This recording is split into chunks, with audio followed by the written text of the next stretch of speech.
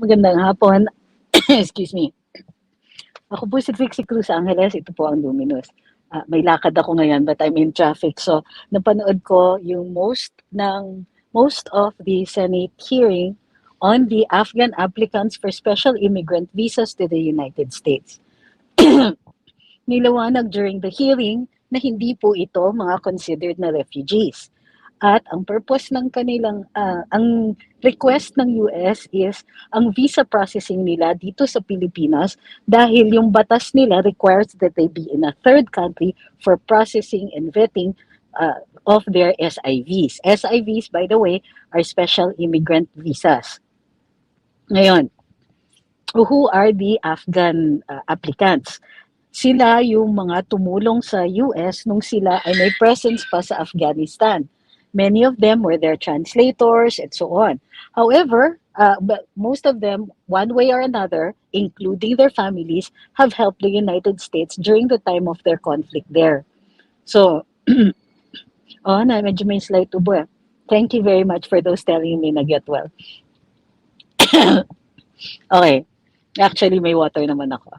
So, kailangan yun yung mga facts that were established was that these Afghan applicants are mostly friends of the US plus their families because tinulungan sila during the time na may US presence pa sa Afghanistan.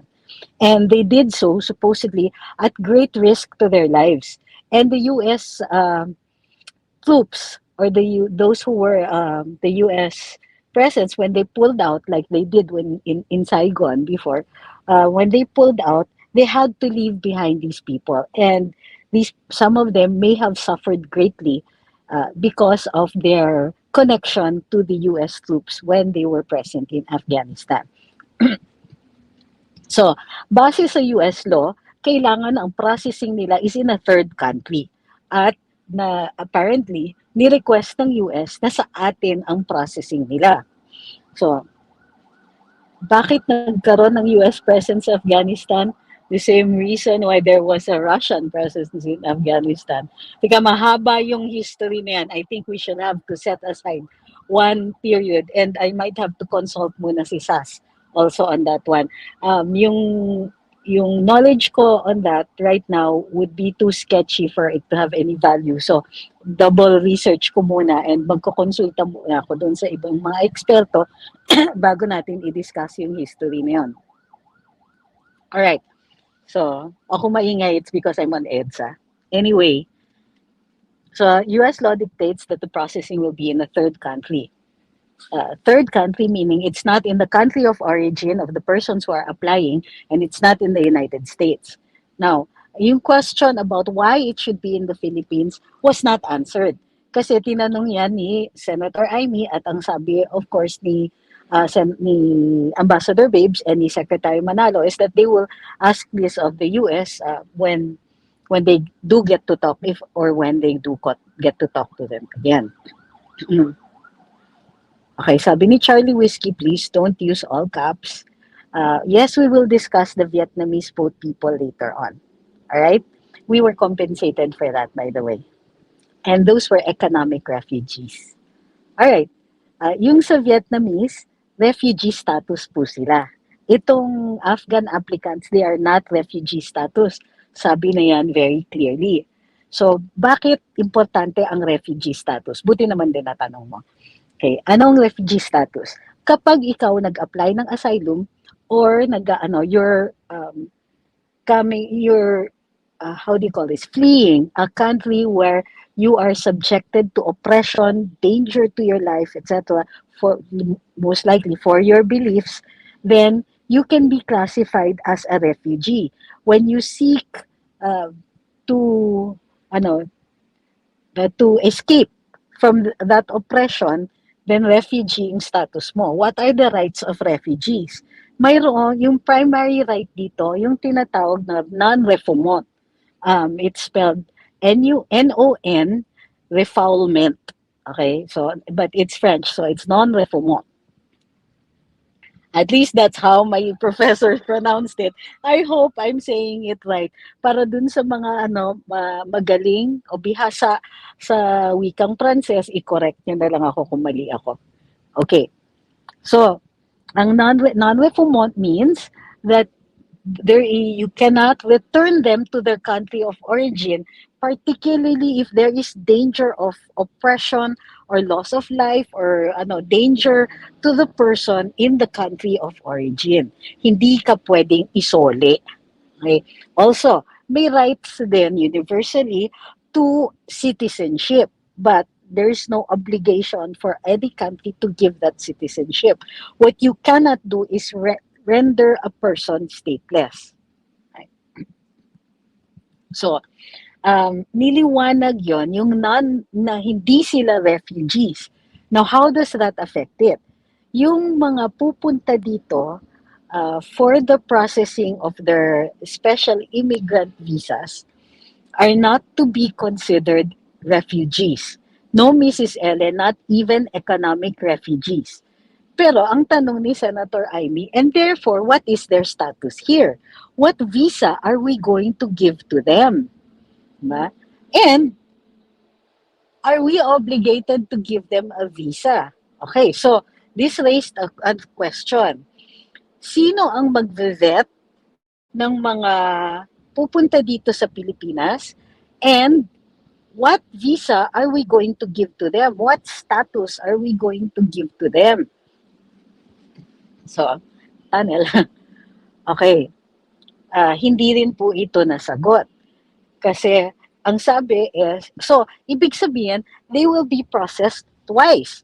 Saan po gagawin yung pag-vet sa kanila for purposes of issuing a visa for entry to the Philippines? Diba? Hindi naman sila turista kasi hindi naman sila pwedeng umikot-ikot. So, what do we give them? A special temporary residency status, limited movement, and so on, subject to certain conditions.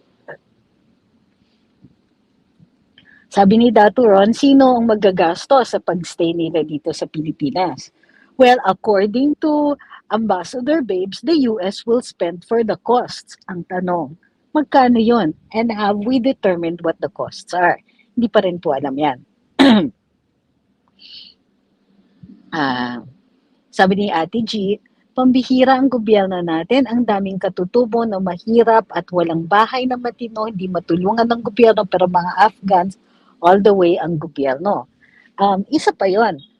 Sabi kasi ni Secretary Manalo, it's just an idea proposed by the US. Pero sabi ni Senator Amy, but that's not what Ambassador Romualdez said. In fact, Ambassador Romualdez gave her the impression na nagne-negotiations na o nag-negotiate na. At hindi pa malinaw kung ano ang maraming mga bagay na hindi malinaw. Ngayon, nakapagsalita din si Attorney Mike Poa of the Department of Education. Siya po ang kinatawan ni Vice President Inday and who gave his opposition or the opposition of the Department of Education because they were consulted for their opinion on this matter. And sabi nila, hindi sila sang-ayon because of the security risks. Okay. Sino yung nagtatanong ng non-refoulement? Sabi ni Tej, non-refoulement, pag denied ng US, sa atin matitenga. No nga, that's why they were very careful. Sinabi at ni-reiterate ni Secretary Gibo that there is no refugee status. Kasi once magkaroon ng refugee status, may non-refoulement na. So, and we cannot do that. We cannot house them because the agreement is only temporary. So, kailangan liwanagin yung provisions na yon. What happens to these visa applicants should their special immigrant visa be denied by the US? Diba? Ang bibigay rin lang natin, hindi rin maliwanag, ano yung status nila dito sa Pilipinas? Anong visa ang ibibigay natin? Saan sila magstay? And so on. So what can we, kasi that's housing, food, education for the children who will be staying here and so on. So what are we giving them exactly? Sabi ni Fe Maria, kailangan po nila ng security kapag ganon, attorney, kapag dito sila sa Pinas. So, if sinong gagastos, yun na nga, ang sinasabi nila, it's the US, sabi ng PNP, they will be ready naman just in case they are called upon to provide that security.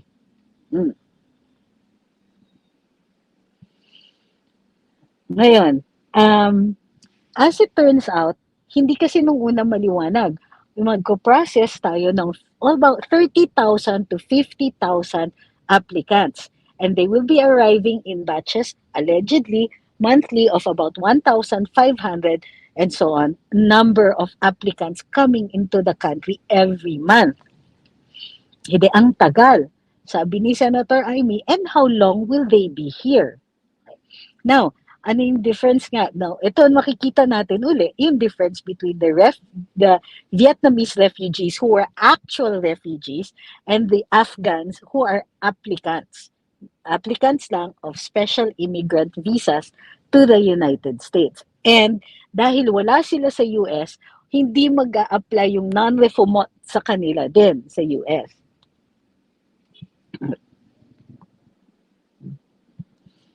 So, tama din naman yung mga tanong tungkol dun sa bakit ginagawa ng US nito sa atin. Well, first of all, sabi nga naman nila is that yung batas ng US says na hindi pwede sa kanila yung processing. May batas sila. But ang tanong ni Senator Amy, but why the Philippines? Pakistan is certainly nearer to Afghanistan, and there are also there's also US bases there or a US base. Diba? So, hindi rin ini-explain why we are being singled out to be the stopover point. Ang sabi lang ni Ambassador Babes, it's an idea. The US requested it, baka sakali, and so on.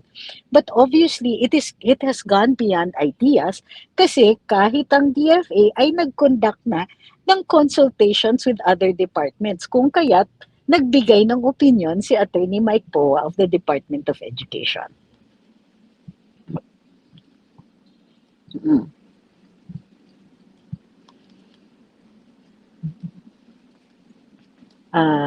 Hi kay Paul Galanga.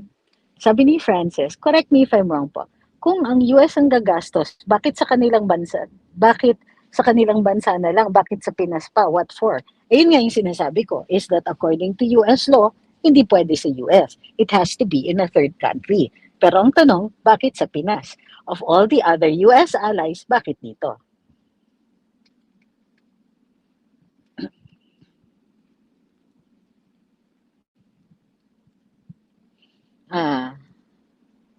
Sabi ni Emil, yung lugar na ginamit ng Vietnamese noon sa Bataan, dalawa po, yung sa Vietnamese refugees before, Bataan and Palawan.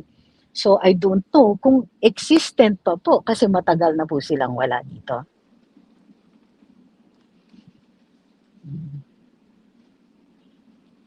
Sabi ni Tay J, logic lang naman, parang di nag-iisip, dami nating problema, pwede ba naman yan, tayo pa po problema.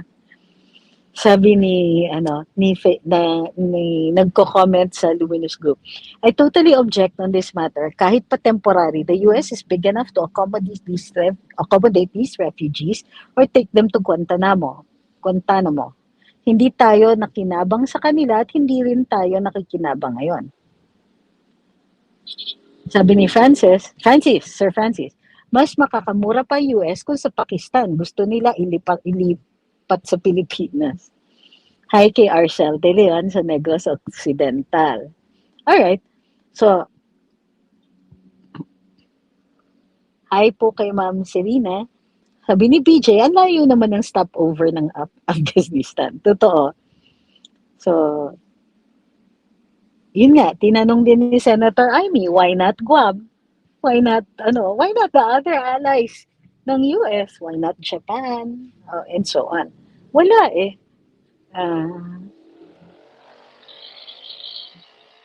Well, para sa akin, okay, isa ang reason na nakikita ko na posibleng bakit kino-consider natin. Yung mga authorities natin dito sa Pilipinas might be negotiating for payment. baka naman in the process, isama nila, nabayaran na din nila yung pagstay sa 9 bases dito, 9 military camps dito ng mga US troops. Yun lang ang nakikita po. But that's a wild guess on my part. Sabi ni Angel, hindi kaya po hinahanda na ng US yan mga refugees. Hindi nga po sila refugees eh. Di ba mga nagtatrabaho na yan sa kanila? Yung daming comments.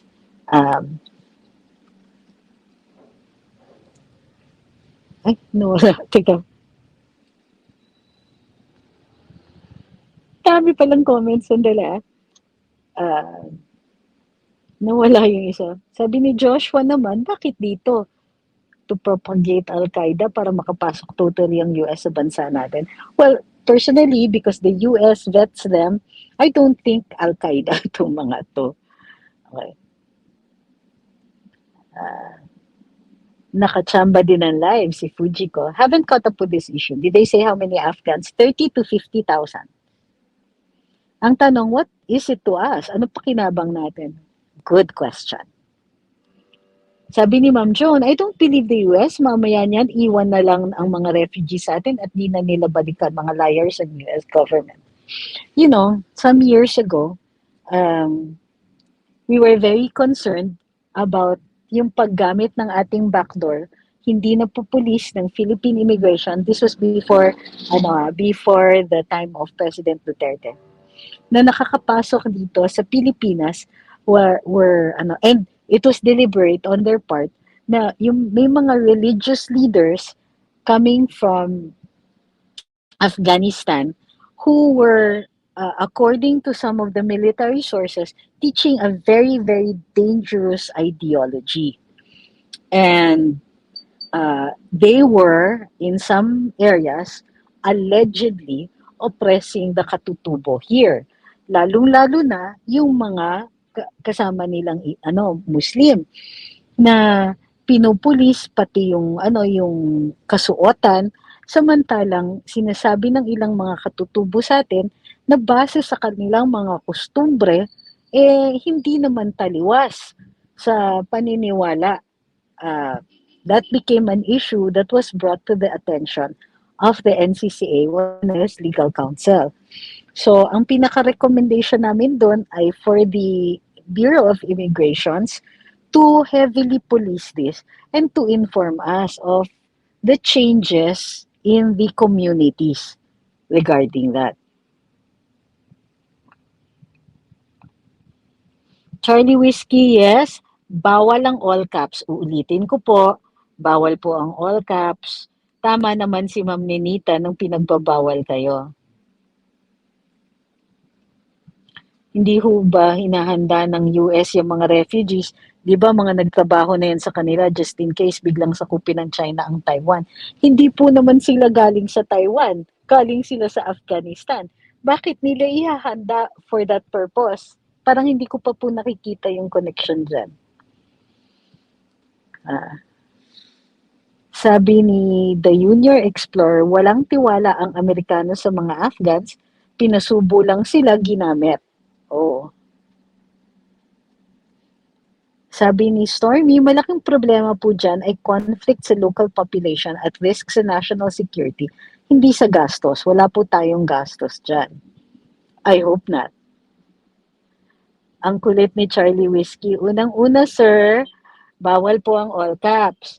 Pangalawa, sinabi ko na po yung difference between the Vietnamese who are refugees or were categorized as refugees, and the US has been very careful about categorizing the Afghans as applicants for the special immigrant visas. Hindi daw po sila refugees. So please, no more all caps. Ayo. Thank you, Amit. Tama po kayo.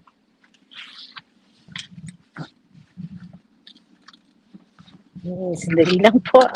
Ayan. Alright, you are absolutely right.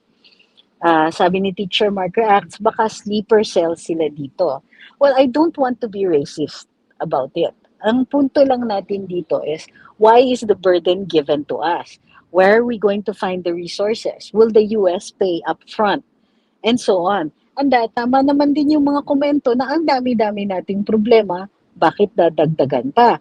In fact, ang problema rin natin is that the US has made so much demands sa atin na ang daming libre, 'di ba?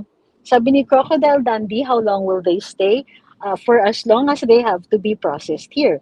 Ang possible length of time daw that they will be here is 4 years. But ang tanong is, 4 years for all 50 of them, meaning, kasi by batch yan, every month. So, hindi pa maliwanag kung at saka hindi natin alam kung ganong kabilis ang processing ng US. Sabi ni Dr. Ron, hindi nila pinag-cater sa Pakistan kasi Pakistan is on the side of China. But there's no conflict with China. Is there? At least not up front. The US is agitating, but there are no declarations of hostilities. They're just overt acts of potential hostilities.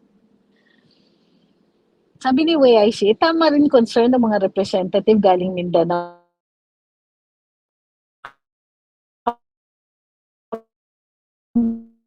magkaroon ng well, tama, ganito yan wala ako sa lugar para i-second guess yung mga kababayan natin who will be directly affected by the presence of the visa applicants here.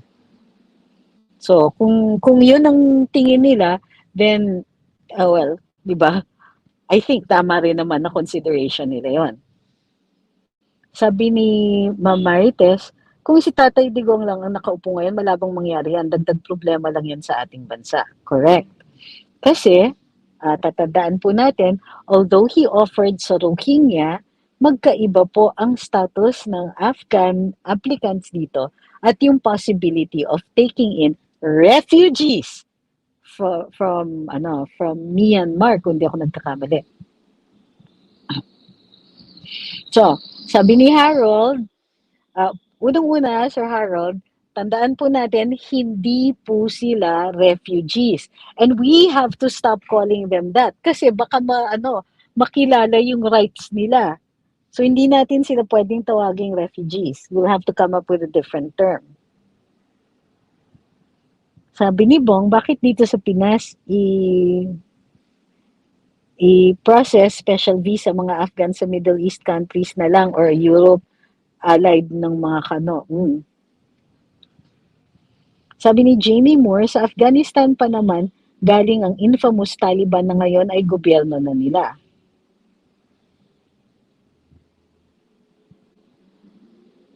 Hindi po, Charlie Whiskey, hindi po ako naniniwala dyan because at the last time that we were live, hindi po kayo nag-go all caps, parang nag-aanan. Sinong gagastos when they're staying here? The US supposedly. Pero wala pa po daw na papag-usapan tungkol dun sa kung magkano talaga. Ang sabi lang is that the US will pay for the costs. Sabi ni Ma'am John, ganyan naman ang kano. Even the EU, especially Germany, was complaining that they don't take in as much Ukrainian refugees as the EU.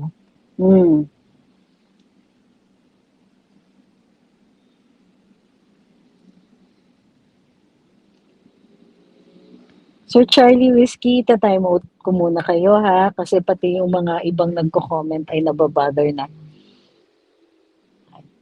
Sabi ni Amik, hindi kasi basta-basta ang security concern dyan, lalo na sa safety ng mga Afghani, considering the numbers. Sarili nating pulis, hindi nga natin mabantayan. Sabi ni Dato Ron, maraming trade war ang China.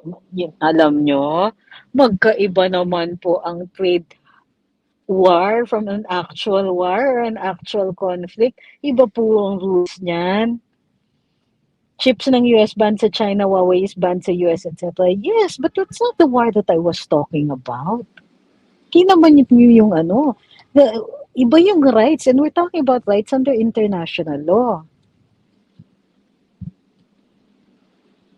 Sabi ni Kimchi, naaprubahan na po ba ang usapin ng mga Afghans na mag-process sila visa dito? Sino pong mag-a-approve?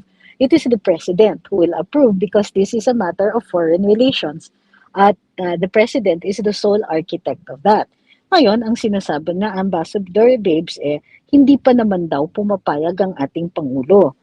But ang tingin ko dyan is because consultations were conducted, inilapit na nito sa ating Pangulo at sinabi niya, well, go consult with the other uh, sectors and see how they feel about it. Ang problema, ang sinasabi ni Boss Bobby Tiglao is that um, Ambassador Babes seems to be pushing for it, meaning ina-advocate niya ang approval nito.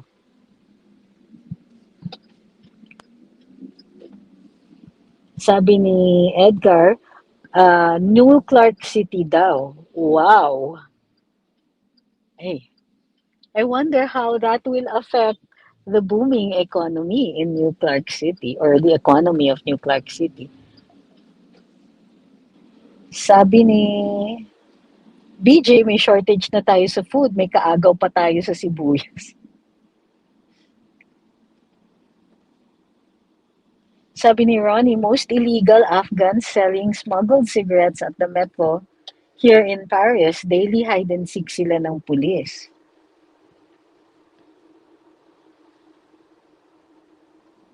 Okay.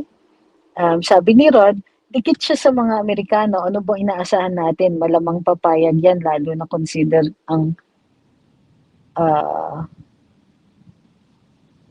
nasa nawala. Hindi ko na ano. Well, maybe, but that's conjecture right now. Sabi ni Rodel, hindi kaya gagawing mga mercenaries laban sa China ang mga Afghanistan na yan para dito mag-training? Well, I certainly hope not. But I seriously doubt it. But that gives rise to another interesting question. What if they commit crimes here? Diba? O sige, sure, pwede natin ikulong, pwede natin ilitis, at tapos bigyan sila ng special immigrant visa sa US.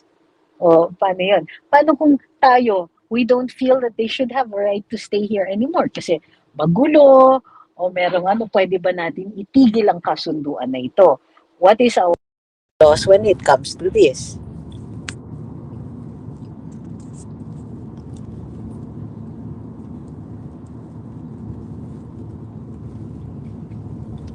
Sabi ni Pesto, 30 to 50,000 are these military trained? We are not sure. We know that they worked with the Americans. Maybe some of them are, but some of them are civilian translators. Either we get paid by the US or not, sabi sa Luminous Group. This will only cause unrest on our citizens, especially to our national security. This move will have a very bad effect on top of all that's going on right now on the current administration. Sabi ni Bong, idadaan pa ba sa Congress yan? No, sir. As we said, this is a matter of foreign relations and this is solely within the discretion of the President.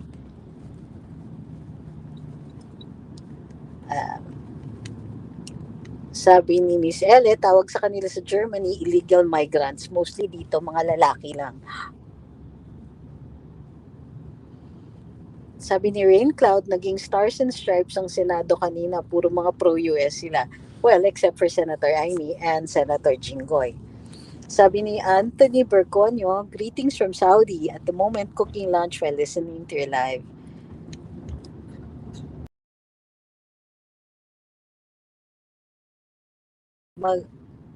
Pagkapag andito na ang mga yan, maghari-harian ang mga yan dahil kano ang kumausap sa Pinas na patirahin sila dito, magmamayabang ang mga yan. No, they will have to respect their authority. But the question is, can we expel them? Dapat palitan na si Ambassador Romualdez, di ba? Bawal yung ganun na yung mag-appoint at yung ina-appoint ay magkamag-anak sa gobyerno. You mean, not when it comes to presidential appointees, lalo na to political positions and positions that require trust and confidence and so on. So may exemptions po yan. Sabi ni Trinity, the question is, Kaya ba ng bansa magkupkop ng mga refugees? Ang dami nang nangangailangan na kababayan ng tulong. Besides, baka gawin lang training ground ang bansa for illegal activities nila. Well, yun na nga. Certainly, all of these are valid concerns.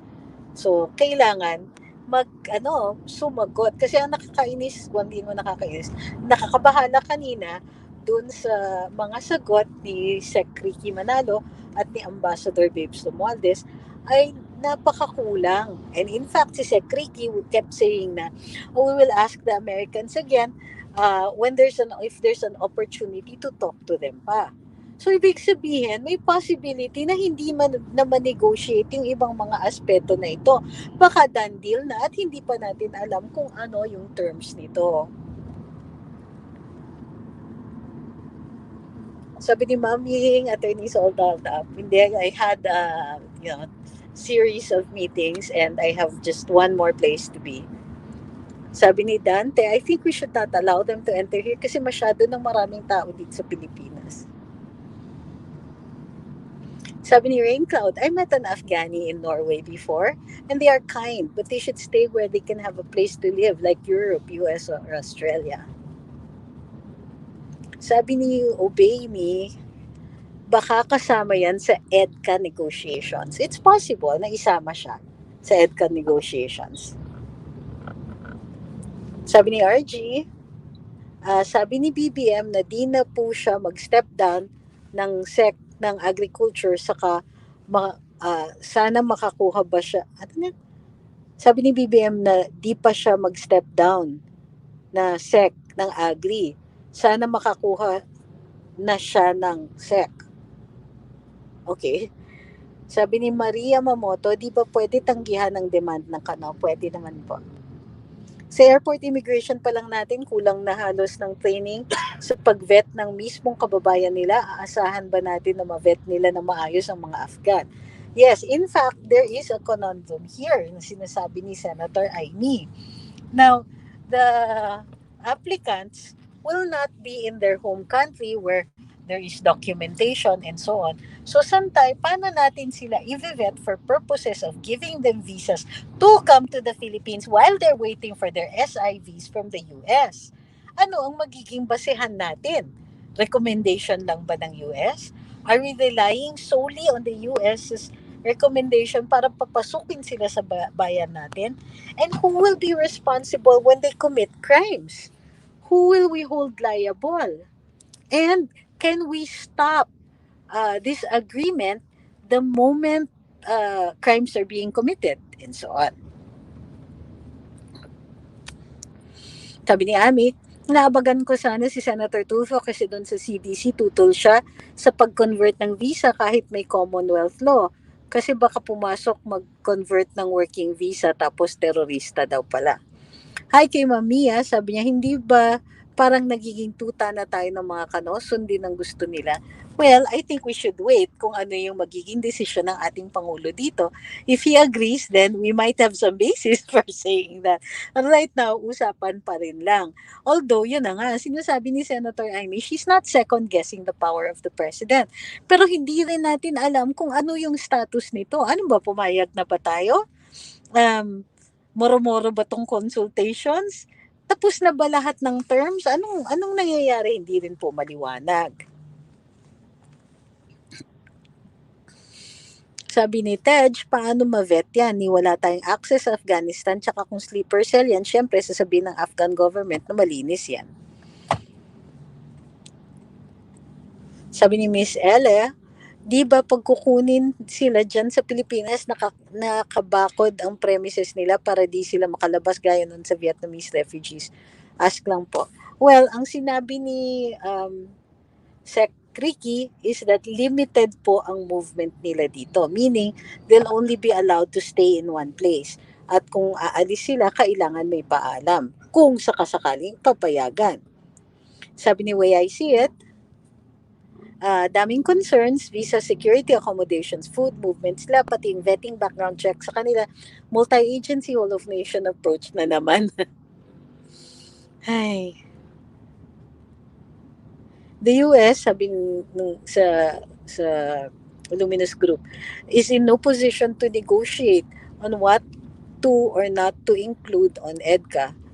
Of course, they're in a position to negotiate. There are two parties to EDCA, the US and us. So we are both in a position to negotiate. But are we in a position to, how do you call this? A position of strength. Sabi ni Mamiya, hindi ba parang, sabi ni Dexter, kapag pinayagan ba mga Afghan dito, magiging visa-free na bang Filipino tourists sa US? That's one of the questions of Senator Amy. Not that precisely. Ang sabi niya, what's in it for us? Ano ang anong makukuha natin? Sige, papayag tayo.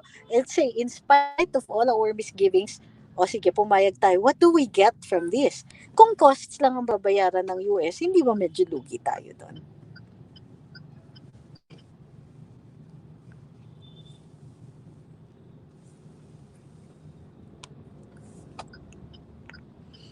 So,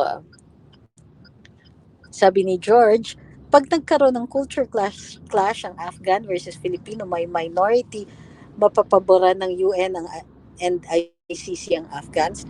We don't know because they don't have refugee status, sir. Kumbaga, we will be giving them visas to come to the Philippines. Pag nag-violate sila ng visa nila, the Philippines still retains its right to determine who can come in, who can stay. Pero the agreement must be clear that we retain that right. Kasi nga, yun yung sinasabi ni Attorney Mike ng DepEd. This is a sovereignty issue. We should retain the right to determine who gets to come in, who gets to stay. Hindi itong may magpakiusap sa atin tapos suddenly papayag tayo and sight unseen, not knowing who these people are, papapasukin na lang basta natin on the mere say-so or request of the US. Sabi ni Rain Cloud, there are 400 Afghan refugees here in Korea and they can move freely, learning the language, going to schools and working. There's no problem here as of now. Yes, Rain Cloud, but that's a far cry from 50,000. Diba?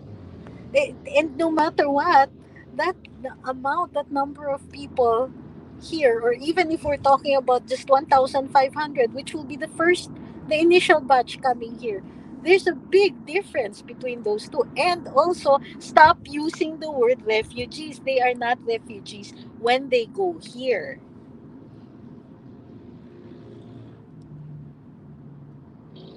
Sabi ni Ma'am Joan, can the President unilaterally decide on this Afghan issue? Does it need the go signal from Congress since it may involve our national security? No, ma'am. On foreign relations, it's the sole prerogative of the President. Only treaties will go through the Senate. And no, yung mga national security issues, ganyan, pwede lang magtanong ang Senate at saka ang Kongreso, but on executive matters, solely within the executive, unless the Senate makes a rule or a law.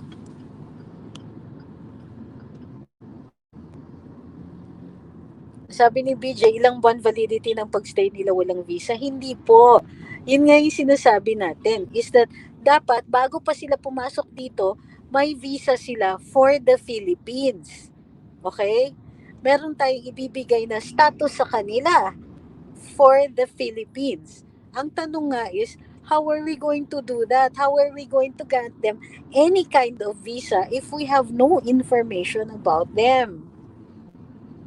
So, yung mga ilang buwan ng validity, etc., we don't know kasi it will depend on how long they're going to be processed for their visa issuances ng US. Sabi ni Alexander, hindi ba pwedeng hindian yung Afghan refugees na yan? Hindi po sila refugees. Ulit, stop using the term refugee kasi that comes with rights. At hindi natin pwedeng bigyan suddenly ng pagkakakilala niyan inadvertently continuing to call them refugees.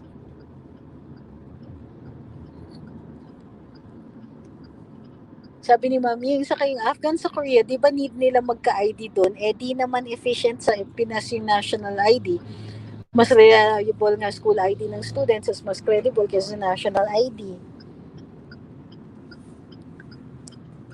Sabi ni Trinity, sana lang huwag pumayag si PBBM. Hindi naman tayo sinyaman ng Canada na kayang tanggapin lahat ng mga nangangailangan ng tulong. So, ako, I think mahalaga na sinasabi natin yung ating opinion tungkol dyan para i-consider ito ng ating Pangulo.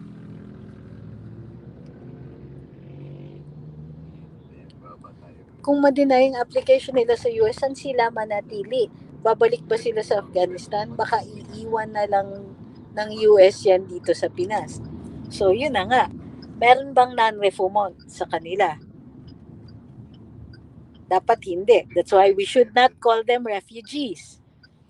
Suggestion siguro much better to park the US aircraft carrier or cruise ship to allocate the Afghans since there's no valid visa that we can provide to them. At least they are a bit far from the mainland. 50,000 po? What? Ano? Ewan ko ah. I don't even know if that will be considered humanitarian or humane.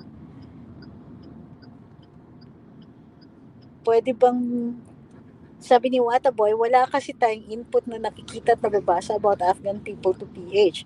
Kaya mahirap tayo mag-decide unless na briefing na rin tayo like the President.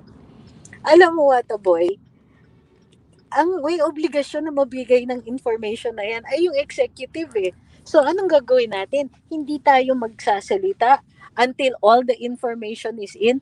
Eh hindi nga natin mapursige, hindi natin mapilit na bigyan tayo ng information. So isa yung mga ganyan eh. Wala tayong magagawa. Parang tahimik na lang tayo. Wag natin i-discuss. Yung mga suggestions na ganyan, mga wag natin pag-usapan, is very dangerous. Because one of the reasons, the very essence of democracy is that there is feedback from the people who are being governed to their government. So, be careful then what we're asking for. Sabi ni Dato Ron, first time ko na high blood sa gobyerno, sa mga napapanood ko sa international news, sa US ang daming illegal immigrants, di ko gets why visa is an issue for them. Ito sabi ni Rain Cloud, it's true there are only 400 Afghanis here. In Korea, the Korean government doesn't like to get more. They are also very cautious and just satisfying the US request. Okay, malapit na ako dito sa pupuntahan ko. So, 2 more questions. Sabi ni Mamiya, kung makakaroon ng limit ang bawat gagawin ng mga Afghanis, paano natin malalaman? 24 hours monitoring ba gagawin natin sa kanila? Sabi ni Tej, tinatago nga nila yung info, nalaman na lang natin dahil sa expose. Yes. So, but of course, yung 50,000, hindi naman po yata sila sabay-sabay. Kasi nga, 1,500 per month. More or less. Ganon. So, sabi ni Gear, I'm thankful Senator Amy has this inquiry. Akalain mo nalaman natin, hindi sila refugee. Sabi ni Darling, may magagawa ba tayo kung malaki ang under the table? Well, I hope not. Sabi ni Jim, if they were denied visas for US, where will the government of the Philippines send these Afghans? That's also my question. And also, before getting their US visa, what if they commit crimes nga dito and we want to exclude them? Where will we deport them to?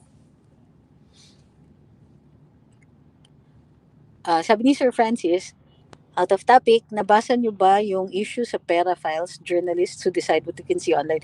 Yes, nakita ko sa Twitter. I need more information. Kaya hindi ko pa din i-discuss. But yes, and I saw the names. Kaloka, no? Sabi ni Stormy, sabi ni Gibo, we will be partner to any country based on our national interest. Yun naman ang gusto ko kay Sec Gibo. Very intelligent. Sabi ni Ma'am Karen, sa sinasabing third country of everyone, hiwaga talaga na bakit sa Pinas pa after EDCA na di naman lahat pabor dyan. Di pa nga okay ang national ID at SIM-Reg for identity. Ano accountability ng mga Afghans na ito after sa ginawang gyera ng Kano sa kanila? Ganun na ba approach ng gobyerno to sa national security? Also another interesting uh, view. So, ayun, sabi ni last, kung mga assets sila as in mga professionals kasi nag-work for the US, dapat kinuha na ng US o mga naunang pinadalhan ng immigrants sila kasi mapapakinabangan sila, may kakayahang mag-translate. Yun na nga eh. So, it is unclear what took them also so long. So, ngayon, antabayan na natin ang mga magiging dito, ang magiging, how do you call this, developments pa dito. So maraming salamat sa pagsubaybay sa live natin ngayon. Aaralin ko pa more kung ano pa yung mga sinasabi din dun sa and we'll post more on this because we have the video naman on the hearing. Andito na po kasi ako sa pupuntahan ko. Maraming salamat. Thank you everybody for participating and for sa pagtatangkilik ninyo dito sa Luminous. Huwag pong kakalimutan, follow Luminous by Trixie Cruz-Angeles sa namin Panglinawan. And don't forget to also subscribe to our YouTube channel. Thank you very much. Have a good day.